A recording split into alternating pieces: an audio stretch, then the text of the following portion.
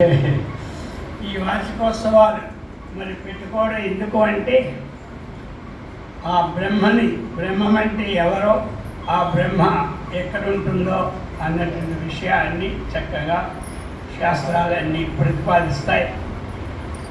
అటువంటి విషయాన్ని పూజ్య మహాత్ములందరూ కూడా మరి చక్కగా చెబుతారు. మరి ఒక్కొక్కరు ఎంతకాలం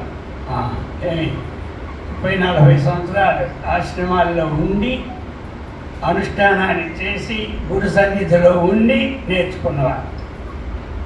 స్వస్వరూపానంద స్వామి వారు కూడా 85 ముందే వెళ్ళిపోయారు.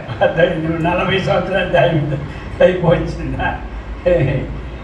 ఇంకా నేను 1-2 ఏళ్ళు లేట్కి వెళ్ళాను అక్కడి నుంచి. కాబట్టి అలాగే 40 సంవత్సరాలు. మరి ఆయన కూడా మా పూజ్య శ్రీ రామచంద్ర స్వామి అప్పుడే 1 సంవత్సరం ఢిల్లీ ఇక్కడ కలిసి ఆయన కాళహస్తి సెటిల్ అయ్యారు.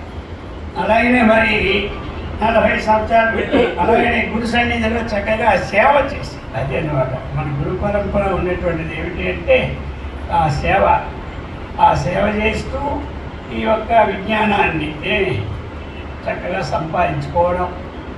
మరి మా పూజ్య శ్రీ స్వస్వరూపానందగిరి స్వామి గారు ఢిల్లీలో సర్వదర్శనాచార్య చక్కగా చేసి వ్యాసాస్త్రంలో ఒక ఆచార్య చేశారు, డబల్ ఆచార్య.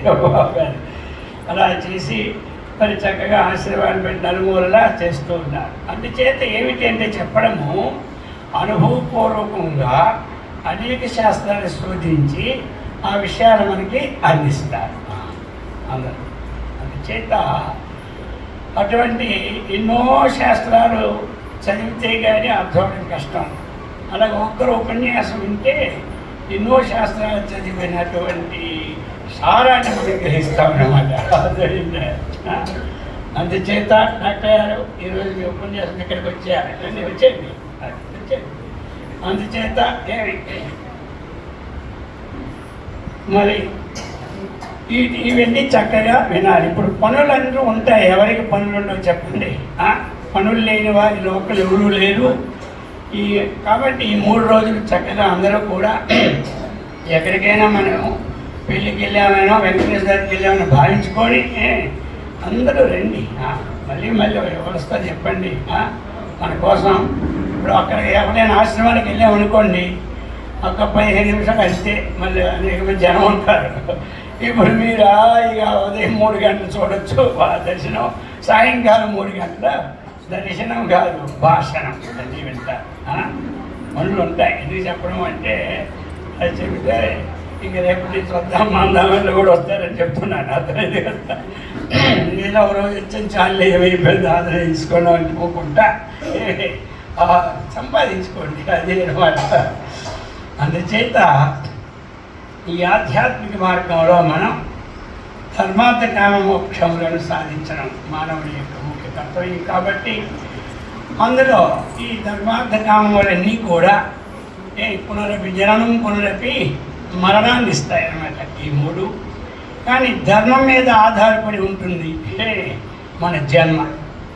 ధర్మం మీద ఆధారపడి ఉంటుంది. ధర్మం అంటే ఏంటి? వేద విహిత కర్మ అనమాట. ధర్మం అంటే వేద ఏం చెప్పిందో ఆ పని చేస్తే ధర్మం, ఏది వద్దందో ఆ పని చేస్తే ఉంటారు అంతే. ఆ ధర్మం వల్ల పాపము, ధర్మం వలన పుణ్యం. పుణ్యం వల్ల ఏమొస్తుంది చెప్పండి? మోక్షం కాదు, సుఖం. పుణ్యం వల్ల సుఖం, పాపం వల్ల దుఃఖం. అది మోక్షం వల్ల ఆత్మజ్ఞానం సంపాదించాలా? పుణ్యం వల్ల మోక్షం ఇస్తే మొత్తం ప్రపంచంలో అందరూ వెళ్ళిపోతారు. దెబ్బకి సినిమా హాల్ విద్యాలు విడిచిపెట్టు ఎలాగైతే వస్తుంటారో అందుచేత ఈ ధర్మం మీదే మనకి అర్థం ఆధారపడి ఉంది. ఈనాడు మనం హైదరాబాద్లో ఉన్నామంటే అందులోనికి భాగ్యనగర్లో మరి ఒక్కొక్క ప్లాట్ ఇప్పుడంతా 4 కోట్లు 5 కోట్లు కట్టాలంటే ఇంకో 2-3 కోట్లు 10 కోట్లు పెట్టి ఇక్కడ కొనగలిగే శక్తి మనందరికీ ఇప్పుడు వచ్చిందంటే దేని మీద ఆధారపడి ఉంది? ఇదంతా ధర్మం అన్నమాట. మనం నడిచిన అందుచేత ఆ విధంగా కోరిక అన్నటువంటిది ఏమిటి అంటే మంచి కోరుకోవాలి. ధర్మ విరుద్ధ భూతేషు కామోస్మి భరతర్షభ. కోరుకోమన్నాడు భగవంతుడు. నేను బాగుండాలా, వాడు చెడిపోవాలని కోరుకోకూడదు. వాడు అంత డబ్బు కలిగించాడు కదా, అక్కడ ఎప్పుడు సిబిసిఐ వస్తుందని కోరుకోకూడదు. అర్థమైందా? అది మనం వారు బాగుండాలి, మనము బాగుండాలి. కాబట్టి మనము కోరినంత మాత్రం ఇతరులు నష్టం కాదు. ఎప్పుడు కూడా మనము వాడు చెడిపోవాలని 100 సార్లు మీరు 1 సార్లు జపం చేసినా వాడు చెడిపోడు. అర్థమైందా?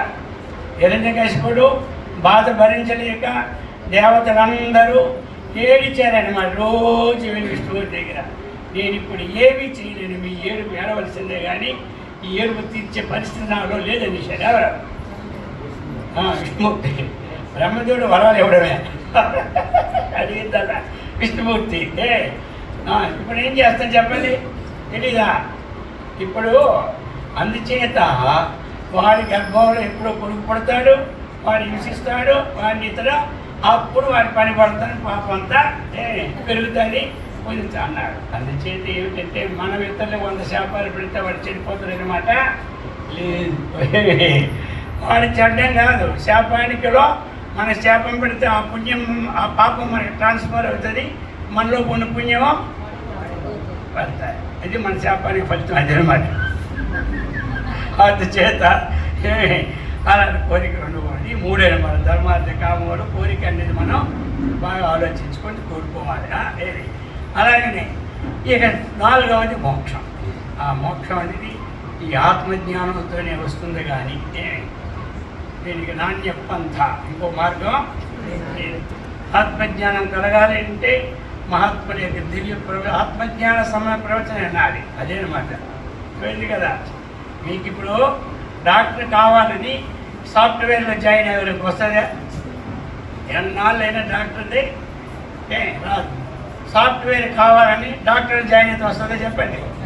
కొంతమంది నేను రామాయణం అంతా వినేశాను అంటారు, నాకు ఇంకేం వద్దు అంటారు. రామాయణం వినిస్తే ఏం వస్తుంది? రాముడి కథ బోధపడతాడు. అర్థమైందా? ధర్మమే వస్తాడు, ధర్మం మాత్రం పొందుతుంది. జ్ఞానం రావాలి అంటే ఆత్మజ్ఞానం, రాముడికి బోధించినటువంటి యోగ వాసిష్టం చదవాలి. అర్థమైందా? అప్పుడు ఆత్మజ్ఞానం కలుగుతుంది. కృష్ణుడు బోధించేటువంటి భగవద్గీత చదివితే ఏం కలుగుతుంది? ఆత్మజ్ఞానం కలుగుతుంది. అర్థమైంది కదా. ఊరక రామాయణం భారతాన్ని చదివి కొంతమంది చుట్టూ పడిపోతారు. చదవద్దాం లేదు, చదువుకోండి, కానీ మోక్షం పొందామంటే రాదు. అర్థమైంది కదా. మోక్షం కావాలంటే ఆత్మజ్ఞానం. అలాగనే ఈ ఆధ్యాత్మిక శాస్త్రములు చక్కగా ఉపనిషత్తులు, ఇలా బ్రహ్మసూత్ర తాత్పర్యం అనగా అంటే ఇక మనకి భగవద్గీత తాత్పర్యంగా ప్రకటన ఇవన్నీ చదువుకోవాలి. అది అందుకని దీని ద్వారా మనకి సభల ద్వారా చక్కనైన ఆత్మజ్ఞానం కలుగుతుంది. ఆత్మజ్ఞానం కలిగితేనే శాంతి ఉంటుంది. ఇంట్లో ఐకమత్యం ఉంటుంది. అర్థమైంది కదా. ఇంకోలాగా రాదు ఐకమత్యం. మీరు ఎన్ని పూజలు చేసినా ఐకమత్యం అంటూ రావాలంటే రాదు. ఏమి పూజల వల్ల ఏమిటి అంటే పుణ్యం వస్తుంది, ఇంకా ద్వేషాన్ని నా ఎంత పూజ చేస్తున్నాడో వాడిని ఏం చేస్తారు చూడతానక అంటారు. అర్థమైందా? అలా కాకుండా ధర్మాన్ని ఆత్మజ్ఞానం రెండు ఉంటేనే ఇంట్లో శాంతి వాతావరణం. కాబట్టి అటువంటి శాంతి వాతావరణం నెలకొల్పడానికే మా ప్రతి ఆశ్రమంలో కూడా ఈ మహాసభలు నిర్వర్తింపబడుతూ ఉన్నాయి.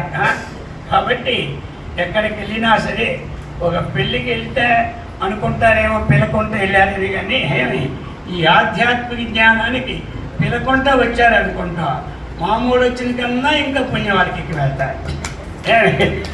అర్థమైందే. అందుచేత దీనికి పిలుపులు వద్దు, బొట్లు వద్దు, బోనాలు వద్దు. అందరూ కూడా చక్కగా వచ్చి ఈ 3 రోజులు దివ్యంగా భవ్యంగా ఇప్పుడు సభ బాగా జరిగిందంటే మీద ఆధారపడి ఉంది.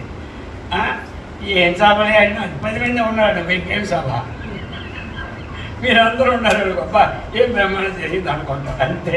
కాబట్టి అందుకని తినేవాడికి ఏముండాలి చెప్పండి?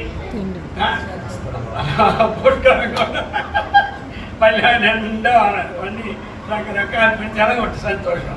ఇప్పుడు మా అందరికీ ఎలాగొంటాయి, ఇదేంటి సంతోషం. అందుచేత భక్తకి ఏమో పల్లె నిండు ఉండాలి, భక్తకేమో హాల్లో. అందుచేత మరింతవరకు ఈ విధంగా జరిగింది. ఇక మరి ఈరోజు మనకి మీ అందరికీ తెలుసు, ఇక్కడే మనకి ఏమిటి పూజా హాస్పిటల్ చెప్తున్నాను. ఖాళీ లేదు అంటారు మీరు. ఏం ఖాళీ? ఎన్ని పనులు ఉంటాయి సార్ డాక్టర్ గారికి తెలుసా మీరు?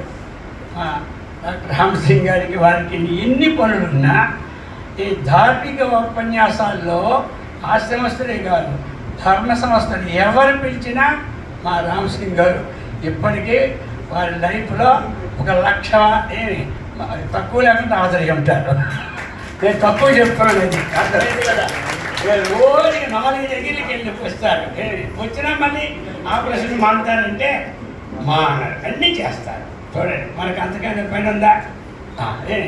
ఒక పూట ఫ్రీగా ఉంటే చాలా అబ్బా ఉదయం వెళ్ళాం కానీ సాయంకాలం ఇంకేం వెళ్తాంలే చాలే. ఉదయం లేచి వచ్చిన వాళ్ళందరికీ రోజుకి 5 లక్షలు ఇస్తామని ఒకళ్ళు పిలిచారు, మానేస్తారా?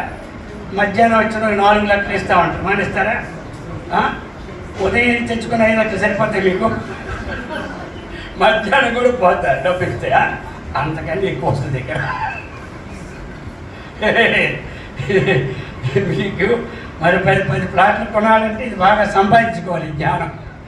ఎందుకు చెప్తానంటే ఆ విధంగా మరి ఎన్ని పనులున్నా మా డాక్టర్ రామసింగ్ గారు, రామరత్నమ్మ గారు ఎక్కడ వదలరు, వెళ్తారు.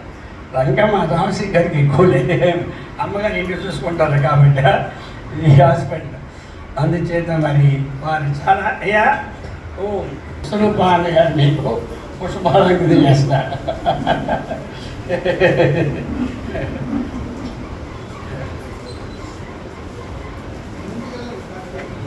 ఇక్కడ వచ్చారు మీరు, ఇక్కడికి వచ్చారు. అది అమ్మగారికి ఇబ్బంది కాదు. మీరు కూడా రండి అమ్మా. మాలి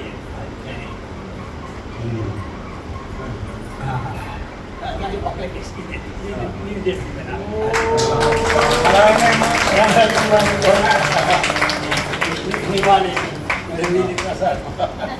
అవును మరి